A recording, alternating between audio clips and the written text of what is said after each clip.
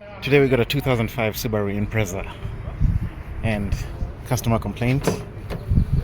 Would you believe it? 2 for 2. No speedometer. Just like our Jeep previous video. Check that out. So she just lost speedo and she wants this diagnosed so I can find out what's up with it. I'm just going to start it up.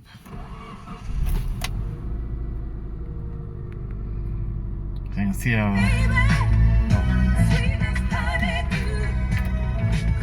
the volume is down.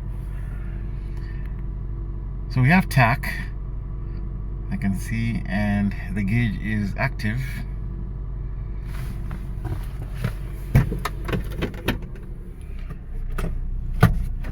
Let's just take it on a quick drive here. We're in a mall. She works in the management office, so we're just going to go down this line here and check this out. So we're moving and we have no speedometer. Alright, cool. So that's complaint confirmed. I'm not familiar with where the speedo signal is received on this, so let me just go back and pull up a wiring diagram. Before I go too far with this, I notice we do have a check engine light, so let me pull up the codes and see what that is about.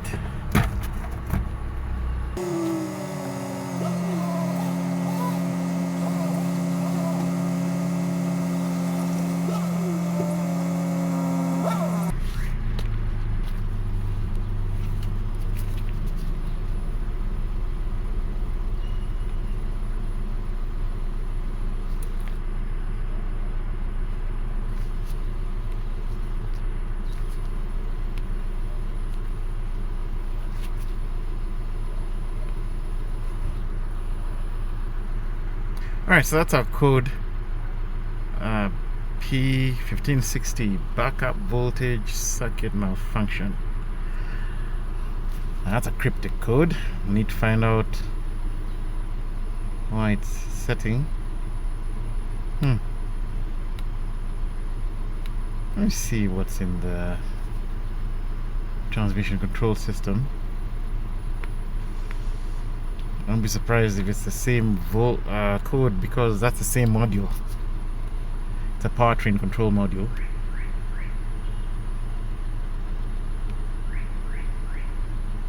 Yep, same code. I don't think this is related to our issue, but I'm interested to know why this code is setting. So let's go to the wiring diagram, and also we'll go to the service information and see what P1560 is all about. So here we are in the service manual. Now this is a Japanese model, so this is a JDM manual. Make sure that I translate this frame.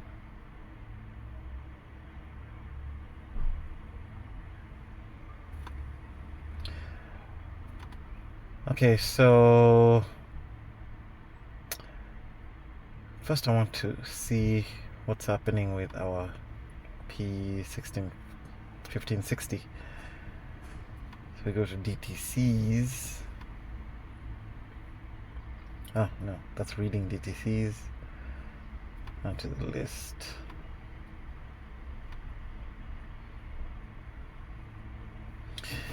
And it's 1560. Backup power supply.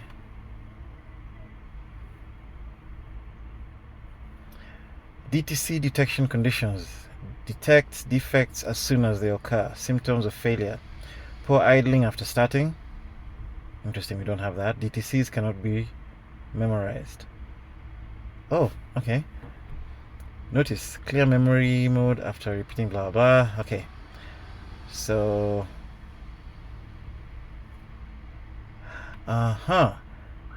so it appears that this is set when we have a failure in the backup power supply, and that is B20. We have a permanent battery power on B20 on this computer. So it comes from the battery through SPF5 fusible link, comes to B20. So I bet if you see inspecting ECU input signals, turn off the ignition switch, measure the voltage between ECU body and ground, and that is 20. Is the voltage 10 or higher? If yes, repair poor contact in ECU connector. So this is a failure in the battery power backup voltage, so I'm going to check that, but I don't think that'll affect our speedo. Oh, okay, I'm back on the service manual. Accidentally closed it. So let's see where our speedometer signal is. Let's go to body and electrical wiring diagram, and first I will go to the combination meter. Now this one is still in Japanese, I've not translated it. So we look at where it goes into the cluster. So that's the speedometer, that's the tachometer. Actually, no. That's a tachometer and that's a speedometer. And they get their signals from the ECU and from the TCU. But ECU and TCU are the same unit. They are both the powertrain control module.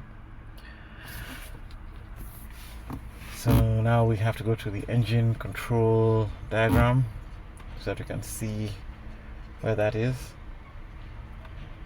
So engine electrical system wiring, and this is the single overhead cam,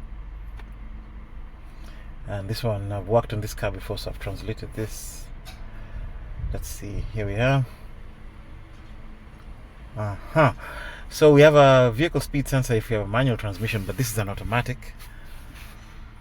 So with an automatic we get our speedo signal from C24, and that's green yellow, and that feeds the combination meter. And then we also get our tachometer on A33. That's what I'm assuming. I'm not very sure. To be sure 100% that that's just speedo and tach, let's exit out of here and go to the control system, and then just widen this a bit.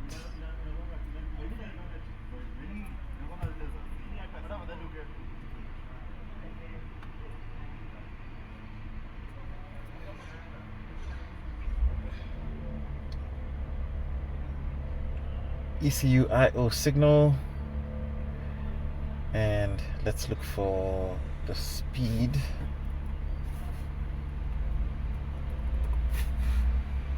Vehicle speed signal manual, ours is automatic, so it's the next one here, and that's B136 pin 24.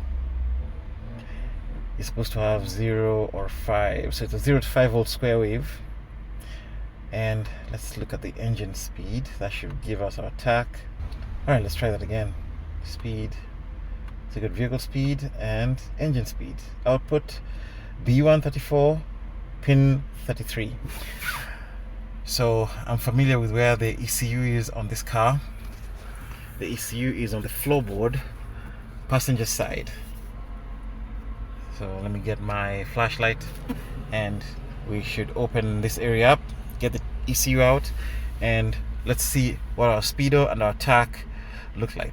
The reason why I want to use both of them is because these gauges have very familiar electronics. So if speedo uses 0 to 5 volt square wave, the tach will also use 0 to 5 volt square wave, and they should look pretty much identical, and the frequency is what changes the needle. So let's set up the picoscope after we open there and see what we have.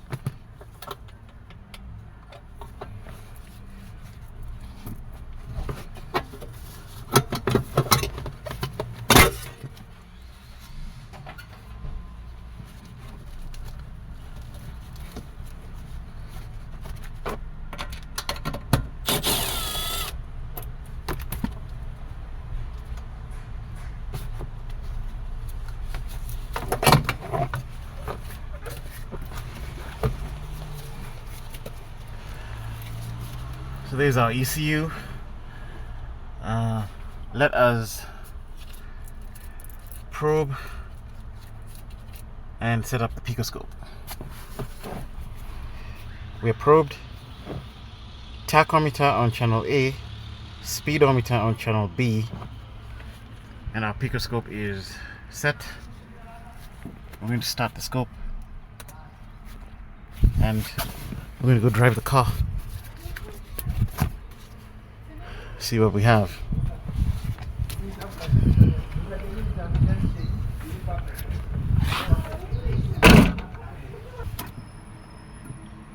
Key on. I can see already some activity on my tach signal.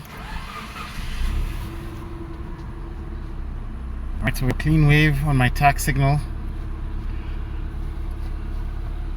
Put that in drive and let's go.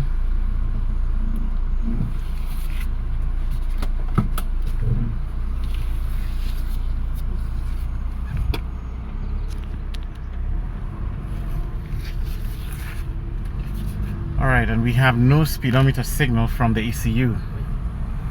Completely flatlined. Interesting. So let me turn back and we need to interrogate whether we have our inputs to the ECU.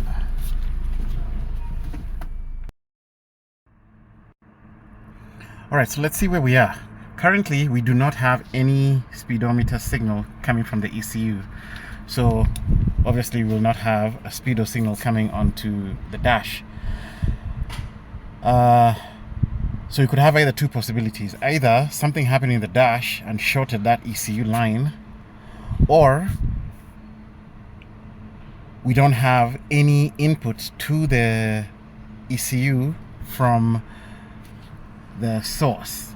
Now the source of this, I've already done my homework, is the ABS sensor. Rather than probing, what I want to do is to call up the ABS sensor and bring up the wheel speed signals, and then we'll go on another test drive and see whether we have wheel speed. Because the wheel speed is analog, goes to the ABS control module, and the ABS control module sends it via CAN to the engine ECU.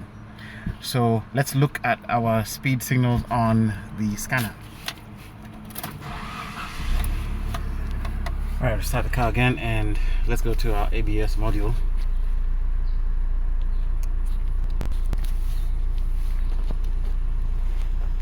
Focus.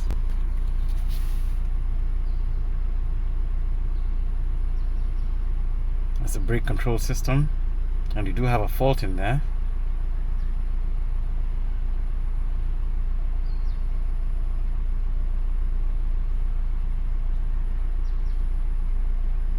First read that code.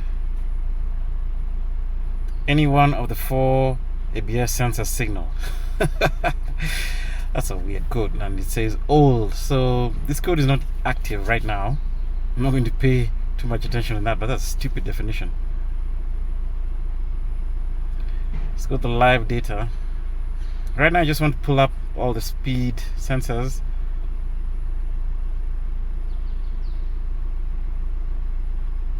That's it, and okay, good. There we have it. Now let me go on the drive again, and I want to see whether we have the wheel speed sensor. So here we go, we're moving, and let's look at our scanner. And we actually do have very good wheel speed sensor signal. So I am not worried about my speed sensors. I'm not worried about my ABS module. What I'm worried about now is, did something happen to this line? Alright, let's follow this logic real quick. We have checked the speedometer signal output, and we do not have speedometer signal output from the ECU. We have gone on a test drive and checked ABS output, and we've seen that we do have ABS output from the wheel speed sensors to the ABS module. We know that our CAN to the ECU from the ABS is good because the ECU is not complaining that it cannot see the ABS module. Neither is the ABS module complaining it can't see the ECU. So we only have two possibilities. Number one, we have a bad cluster. Something happened in here and the line shorted and blew out our ECU. Or number two, our ECU output is just bad, but our cluster is good. So how do we determine which is which? It's very simple. I want to take the wheel, not the wheel, I want to take the tach signal and feed it through to the speedo signal, and I want to see whether my speedo will go up. Remember, these are supposed to be identical signals, it's just that the frequency changes. So if I know this is active, I'm going to take that square wave and feed it on this circuit, and if this bumps up, then we have a bad ECU and we just need to change our ECU. If this doesn't bump up, then our cluster somehow went bad and shorted the line of the ECU. Very easy check. Let me set up for that real quick. Alright, so here's my logic. I want to take my tach signal, I'm just going to piggyback that here, and I'm going to feed my tach signal into my speedo signal. There. I want to start the car and I want to see if we transfer this square wave here, whether we have activity on the speedometer. Alright, so let's start here. Put the key on.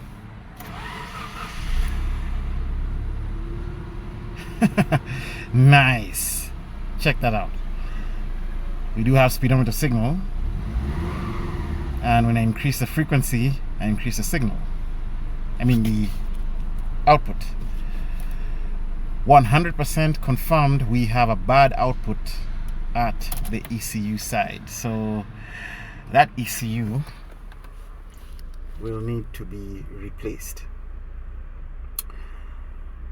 Now, before I replace this ECU, I want to address that code, the P1560. That code has to do with the battery backup voltage. I just want to test whether I have my battery backup voltage over there. Because if I don't have my battery backup voltage, this ECU could also behave the way it's doing.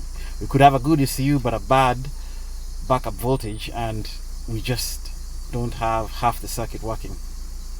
So let me get that and we'll proceed. I think it was B20. Alright, so we're going to test our power supply, and it is this red, black and red wire here, that one at the end. That's my power supply, and I'm just going to probe it, and there we have power. So that confirms this board is getting full power. This board is bad. There's something that has gone wrong internally, and it's not even recognizing its own power supply. So we're going to make a call to order this board from Japan and change it, and then take it from there.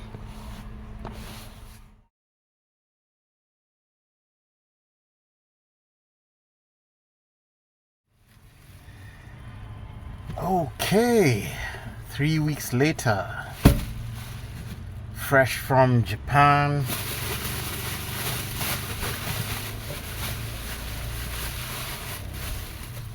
We have a replacement ECU. Now it's not a new one, it's used, but it looks like it's pretty new condition. Very good. So we're going to install this in place of the other one. Now I've already unbolted it, so let's just quickly change it out. These ECUs don't need any coding, any programming, nothing. Plug and play. They have no restriction whatsoever, at least for this model here.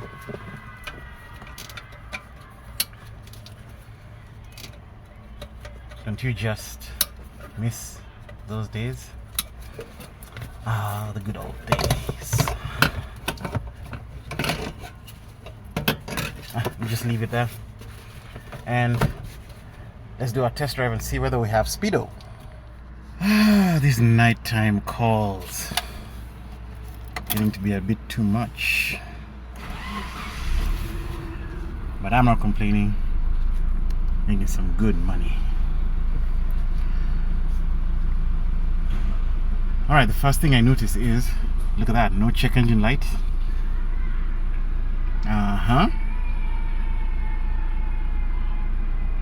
Second, we are running well. I cannot tell any difference right now between it running now and before. Of course, our odometer reading, which is that one, is going to be exactly the same as 3 weeks ago because this thing hasn't been moving. But here is the moment of truth. Place your bets. Put it in drive. Ooh. A bit of a harsh shift there. Okay, and let us proceed. I'm going to accelerate. Oh, nice! We are back. So we have our speedometer signal, and we have our speedometer back. It's working very well. Let me just accelerate here again, and you can see that. Very, very nice. Of course, I can't go too fast because I'm in a mall, but that is a fix. I'm sure this woman will be happy. It's been a very long time driving like this. New ECU. Very rare that I get to change an ECU, but this time it actually was the correct call, and we're good to go now. All right, until next time, that's another one for the books. See you.